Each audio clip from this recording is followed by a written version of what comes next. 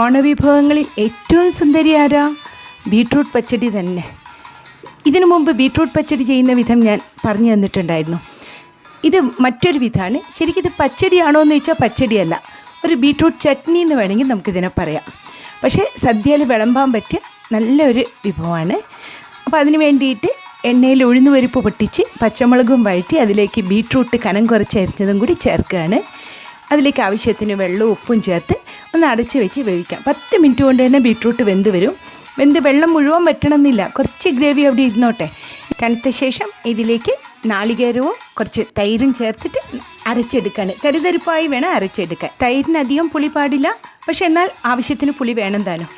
ഇത് പച്ചടി പോലെ സദ്യയിൽ വിളമ്പാമെങ്കിലും നല്ലൊരു ചട്നി പോലെയും കൂടി കഴിക്കാം കേട്ടോ. ദോശയുടെ കൂടെ കഴിക്കാൻ നല്ലൊരു ചട്നിയാണ്. വറുത്തിടാനായിട്ട് കടുകും പച്ചമുളകും കറിവേപ്പിലയും. ഈ ഓണത്തിന് ഇതൊന്ന് ട്രൈ ചെയ്ത് നോക്കണേ.